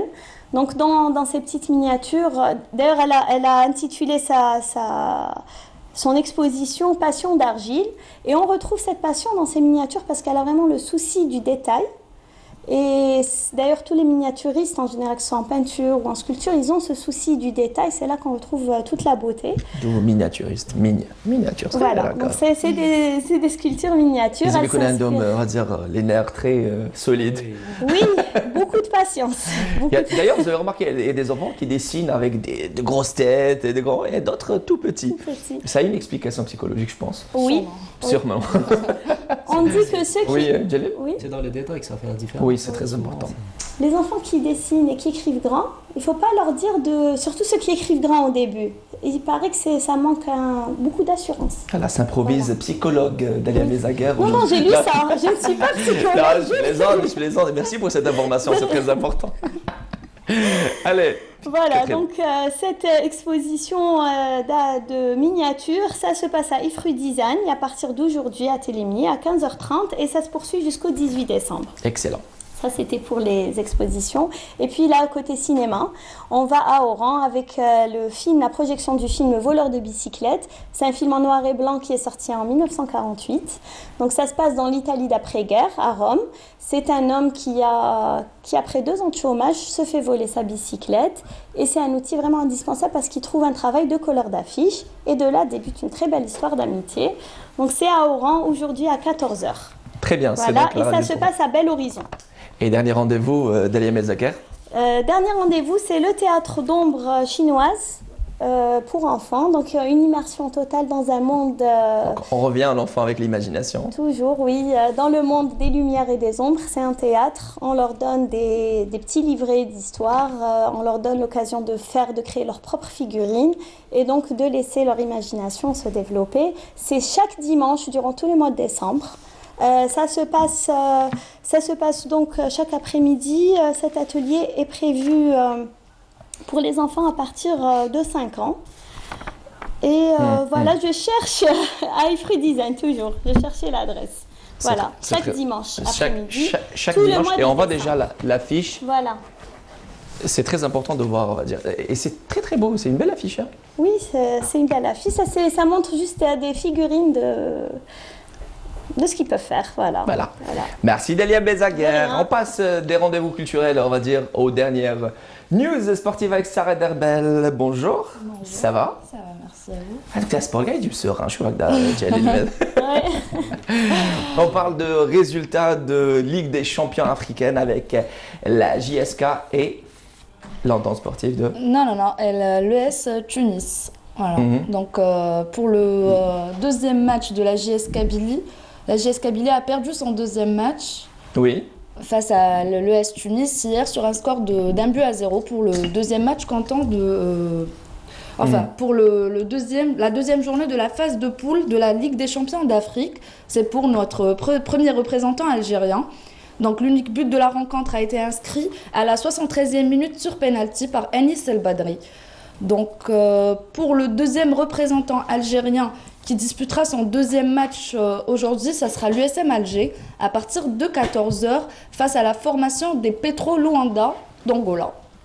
Et le troisième représentant, cette fois-ci, pas en Ligue des Champions, mais en Coupe de la Confédération africaine, ça sera le Parado Athletic Club qui accueillera au stade de Mustapha Tchaker à Blida demain, à partir de 20h, la formation de Hassania d'Agadir. C'est très bien. Et on passe à... Oui. Voilà pour les représentants algériens en compétition continentale. Et on passe au programme des Ligues des champions africaines avec l'USMA. Et on a parlé de l'USMA qui disputera son deuxième match aujourd'hui à partir de 14h face à la formation d'Angola. Et le Parado Athletic Club demain à partir de 20h face à Hassania d'Agadir. Très bien, et on vient de l'apprendre de la part de Faisal, de Hakim Kishiroud, le programme de la journée de Ligue. Une 13e journée a été reportée. Voilà. Et on passe pour finir au handball féminin, la 3e journée. Donc voilà, le programme, c'est un peu... oui, voilà, c'est normal. La nouvelle vient de tomber, c'est ça. Ouais. Donc d'abord, on va parler de foot international. On a deux très belles affiches aujourd'hui. On a le Manchester City face à Manchester United. On a Mahrez en Manchester City. Et il y a aussi Montpellier face au PSG ce soir. Pour le handball féminin, la 3e journée d'Excellence Dames qui a débuté, qui s'est déroulée hier pour le premier groupe A. Les filles du GS Pétrolier se sont imposées sur le score de 37-27 face à AC Milan. Pour l'US Erkbou qui a perdu son 3e match face au CF Boumerdès sur le score de 32-20. Le 3e match de ce groupe se disputera aujourd'hui à partir de 13h. C'est le CRD Douche-Morad face à la JS Ouzlagen. Le groupe B, hier un match qui s'est disputé, donc le ASF Constantine face à Badjarah. La formation de Badjarah s'est imposée sur le score de 35-16. Deux matchs au programme aujourd'hui, donc on a le RF Constantine face à Saïda à partir de 10h et le HBC Lbierne face à CS Mouloud Maamri à partir de 11h. Merci voilà. Sarah Derbel pour tous ces détails s'agissant de l'activité sportive algérienne, footballistique mais aussi handball. Et parlons de foot et plutôt parlons de sport et comment prendre de la masse musculaire. On disait tout à l'heure que le magnésium et les chocolats sont super riches en matière, on va dire, de la prise en charge du muscle et aussi du système neurologique. On parle avec vous, Jalil Menestra, de comment prendre, on va dire, de la masse musculaire. Et il y a 3 facteurs. Oui, justement, donc quand on parle de masse musculaire ou des objectifs en termes de, on dit dans le domaine du fitness ou de la forme d'une manière générale, la recomposition de la structure. Donc recomposer son corps. Et c'est fascinant de recomposer sa structure, il faut le dire. En fait, quand on parle généralement d'objectifs, les gens ils parlent de comment perdre du poids. Souvent, ça sort comment perdre du poids, comment. Alors qu'il y a une catégorie de personnes qui veulent en prendre. Qui veulent prendre du poids. Voilà. Et ça va. Oui, et beaucoup de jeunes Algériens notamment donc, veulent prendre du poids, vu leur aspect génétique, un petit peu leur structure qui est, on dit dans le jargon scientifique, ectomorphe. C'est des gens qui ont du mal à prendre du poids.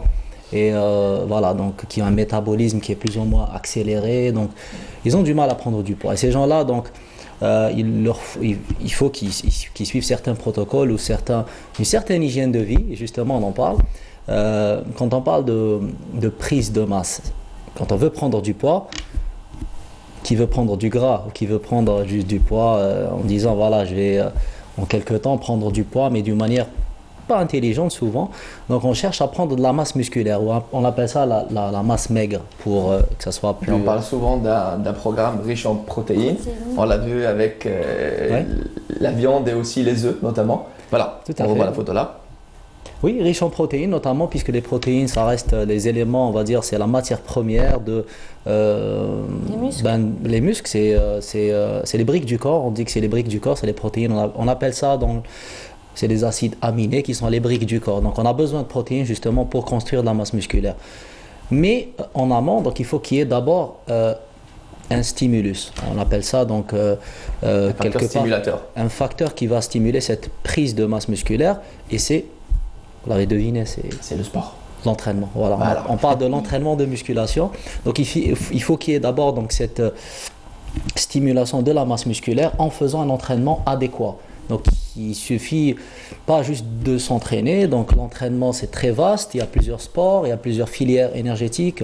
On peut faire du travail qui est plutôt cardiovasculaire. On peut faire un travail qui est plutôt de force d'une manière générale. Et justement, donc on parle de force et de musculation bien spécifiquement. Donc on va faire de la musculation pour prendre la masse musculaire.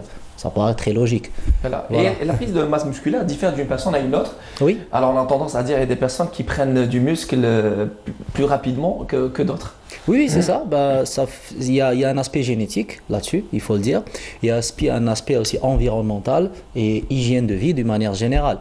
Et quand on prend les facteurs justement de comment prendre cette masse musculaire d'une manière naturelle, il faut le dire,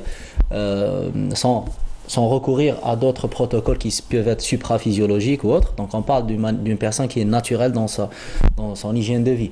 Donc d'abord qu'elle s'entraîne et qu'elle s'entraîne intelligemment. Donc il faut qu'il y ait un entraînement adéquat selon ses objectifs et qu'il y ait un entraînement aussi bien encadré. C'est important qu'elle ait des bases. Justement. Oui, c'est important pour les gens les plus assidus qui ont des objectifs poussés à long terme et tout. Donc c'est important d'être coaché, oui, effectivement. Je suis d'accord. Moi aussi. Oui, c'est un peu logique. Hein, c'est normal. Parce qu'il ne faut pas se mentir, il y a des comètes mortels. Certaines personnes veulent faire du sport. Après, ils entraînent, ils entreprennent on va dire un planning assez aléatoire. C'est vrai. Ils font 5 fois parfois des footings, après des exercices qui concernent certaines muscles, pas d'autres. Et je pense qu'il faudrait suivre, on va dire, un programme bien précis, coaché, d'où la nécessité du coaching. Oui, c'est ça, c'est qu'il y ait d'abord des bases solides au départ, puisqu'on construit un programme alimentaire ou un programme d'entraînement sur des bases. Donc si on arrive à maîtriser les fondamentaux, c'est là où on va justement avancer beaucoup plus intelligemment et plus rapidement, justement, en progressant, puisque l'objectif, on appelle ça dans le domaine de la musculation une surcharge progressive. Donc c'est progresser sur différents facteurs, à savoir l'entraînement ou la nutrition, le facteur récupération justement. Donc l'entraînement doit y être d'une manière encadrée, intelligente et tout. L'entraînement de musculation, je précise, ça ne veut pas dire que l'entraînement cardiovasculaire n'est pas aussi important. Il est aussi très important pour entraîner donc, notre système cardio-pulmonaire et pour qu'on puisse justement gérer des entraînements intenses dans la musculation. Parce qu'on a une idée reçue, spécialement dans notre société, que la musculation, c'est la gonflette. On dit que c'est un sport qui... Voilà, alors que ce n'est pas le cas. C'est pour la frame, c'est juste pour l'exhibition. On dit que c'est pour l'exhibition, pour les gens qui ne voient pas l'effort derrière. Il y a une partie importante, il faut se mentir, Radjelil. Pardon? Il y a une partie importante qui font ça pour l'exhibition. Tout à fait, oui. Dans le domaine professionnel, quand on parle du bodybuilding, qui est un sport non, je parle des domaines de plage l'été. Ah oui, ok. Oui. Ça, c'est vrai aussi, ça dépend des objectifs, plutôt des motivations. Et quand les motivations généralement sont plutôt externes, on le fait pour autrui. Donc là, ça ne devient pas quelque chose de très motivant. Et après, exact. Après, on arrête et... Après, on décroche. On décroche à un certain moment puisqu'on ne voit pas des résultats à court terme et l'être humain, il veut tout et tout de suite. Donc c'est un peu... justement, le psychique doit suivre cet entraînement et surtout le démarrage est très très important. Alors, on a su que Sarah Derbel voudrait prendre du poids et Dalia. Oui aussi. Quand je me suis retrouvée quand il a dit qu'il y avait des organismes qui éliminent très vite, moi j'en fais partie. C'est super intéressant. Oui. C'est super intéressant les femmes algériennes qui veulent prendre du poids. Souvent, c'est assez ça existe, fréquent. C'est normal. Ouais, après, en parlant de nutrition justement, beaucoup de personnes n'arrivent pas à prendre du poids puisqu'ils ne mangent pas assez. Ils croient qu'ils mangent beaucoup, mais finalement, on va dire l'élément qui... Je cherche un terme, vecteur, qui permet de prendre du poids en termes d'énergie, c'est d'être en surplus des calories, c'est-à-dire manger plus que nos dépenses journalières. Et souvent, ce n'est pas le cas pour les gens qui n'arrivent pas à prendre du poids, donc on ne mange pas assez. S'entraîner, manger assez, donc en surplus calorique, ça c'est la deuxième des choses. Et dernière chose, souvent négligée aussi, c'est le facteur récupération, c'est-à-dire la plupart des pratiquants justement de ce sport-là ne récupèrent pas assez. Et le sommeil est très important. Hyper important, oui. Souvent, ils se permettent de faire, comme tu viens juste de le dire, de s'entraîner d'une manière aléatoire ou avec un volume d'entraînement très élevé, avec des entraînements tiré d'Instagram ou de quelque part, d'un influenceur quelque part sur le fitness, et on copie-coller des programmes. Et ça, c'est pas bon puisque ce sport-là est très individuel. Et adéquat à certaines personnes. Oui, c'est du cas par cas. Vraiment, c'est très individualisé. Et il y a une certaine idée reçue, notamment celle. Alors, il y en a beaucoup. Alors, j'étais fatigué et j'étais à la salle de sport. Au bout de 20 minutes, je me suis senti très bien. Entre autres, on va dire, conditions de faire du sport, c'est la forme physique, la bonne forme physique. Oui. Et je pense que sur le plan scientifique, il y a ce qu'on appelle le second souffle qui est démarré après on va dire que le cerveau donne ces signaux de dire qu'on a besoin d'aide. Et parfois, on parle de mort subite en pleine séance de sport. Et je pense que c'est très important d'avoir une forme physique, bonne forme physique pour faire du sport. D'où l'importance de... En fait, c'est ça le fitness, parce que le fitness, la société tana, on dit que fitness c'est un sport particulier. Alors, le fitness c'est la forme physique qui peut être mentale aussi, parce qu'on parle de mental fitness et on peut dire physical fitness. C'est la forme physique et la forme mentale aussi. Donc, le travail cardiovasculaire est aussi très important. Donc, faire son sport en dehors, c'est encore mieux que c'est bien de faire du sport en dehors par rapport à l'oxygénation, par rapport au travail aérobie. Justement, il est recommandé de courir sur, on va dire, une terre battue, j'ai envie de dire. Oui. Contrairement, on va dire, au bitume, parce que ça va engendrer des maux sur les articulations notamment, et ne pas, on va dire, courir non loin des chaussées en inhalant des gaz brûlés, et c'est très très très mauvais. C'est entre autres, on va dire, idée reçue, pas idée reçue, mais à recommander, à déconseiller de faire du sport. D'où l'importance de faire du sport dans des bois et des forêts. Justement, après Hasna Zoubiri, merci Jalil Meraska pour tous ces détails. Après Hasna Zoubiri depuis Paris, notre envoyé spécial, nous rejoint maintenant depuis Marseille Nawal Abada, envoyé spécial de Canal Algérie pour couvrir et suivre l'élection présidentielle de notre communauté établie à l'étranger. Nawal, bonjour. Nawal Abada, bonjour. Ah, très bien. Alors, on essaie de recontacter Nawal Abada qui, je le rappelle, est à Marseille pour couvrir et suivre les élections présidentielles et le vote de notre communauté établie à l'étranger. Je rappelle, près d'1 million d'électeurs sont recensés à l'étranger. Vous allez devoir, je rappelle, suivre cela. Minute par minute, demain à partir de 8 h du matin, à travers un fil rouge, nous allons suivre ensemble et avec nos envoyés spéciaux et des invités à travers des plateaux. D'ailleurs, pour l'occasion, ML Elmi vous retrouvera demain pour la matinale. Quant à moi, je vous aurai le plaisir de vous retrouver à partir de 16 h avec Imen Khmissi et Nawal Abada est là. Nawal, rebonjour. Oui, bonjour. Alors, je le disais, vous êtes depuis Marseille, notre envoyé spécial pour couvrir ces élections. Nous avons eu un écho depuis Paris avec Hasna Zouberi. Qu'est-ce qu'il en est de Marseille, de notre communauté établie à Marseille et aux alentours de Marseille, Nawal? Écoutez, Mounir, vous savez qu'ici à Marseille, la communauté algérienne est fortement concentrée. Eh bien, cette concentration a été traduite dès l'ouverture des bureaux de vote. Moi, ici, je me trouve au parc Chano, à Marseille-Centre. Et l'affluence a été considérable. Nous avons eu, vous le verrez en image, à interviewer des jeunes, des femmes, des dans nos prochaines éditions, et tous ont été unanimes. Il faut voter, quel que soit le contexte, quelle que soit la particularité. Nous voulons faire émerger un président pour une Algérie nouvelle. Cela a été le message de tous les électeurs ici au parc Chano. Et ils veulent une Algérie nouvelle avec une démocratie. Et à ce titre-là, ils veulent participer à l'édification de cette nouvelle Algérie. Voilà, Mounir, ce qu'on peut dire. C'est très important. Ce matin. Alors, Nawal, justement, malgré cette grève qui touche pratiquement tous les secteurs en France, et notamment le secteur des transports, les Algériens sont au rendez-vous, je le disais, au rendez-vous encore une fois avec l'Algérie. Ah oui, en effet. Vous savez qu'ici en France, tout est paralysé. Et malgré cela, on a l'impression qu'ils se sont organisés pour ne pas rater ce rendez-vous. Et malgré la particularité et le contexte de cette élection, ils sont quand même ici et ils tiennent à faire valoir non seulement, c'est beaucoup plus un droit qu'ils veulent faire valoir qu'un devoir. Voilà. Merci Nawal Abada pour tous ces détails. Je rappelle que vous êtes depuis Paris, envoyé spécial de Canal Algérie pour couvrir les élections présidentielles. Merci à vous. Plus de détails depuis Marseille, voilà, depuis Marseille. Merci et on aura plus de détails dans nos prochaines éditions, notamment l'édition de midi présentée aujourd'hui par Amina Zahouf. Merci à toute la team. Merci à Sarah Delbel pour les news sportives. Merci à vous, Jalil Melastra. Je vais finalement chocolat. Bon. Il en reste et à 3, alors c'est pour vous. Merci à Dalia Melastra. Mes aguerres. Alors là, ça y est. Alors, vous êtes mariés? Non. Voilà. Vous l'aurez deviné. Merci à vous tous d'avoir suivi. Merci à toute l'équipe technique du Studio 7 de Canal Algérie. J'aurai le plaisir de vous retrouver demain pour ce fil rouge à partir de 16 h. Quant à Almi, vous retrouvera pour la matinale. Prenez soin de vous, surtout des personnes qui vous aiment. Bonne journée à vous tous.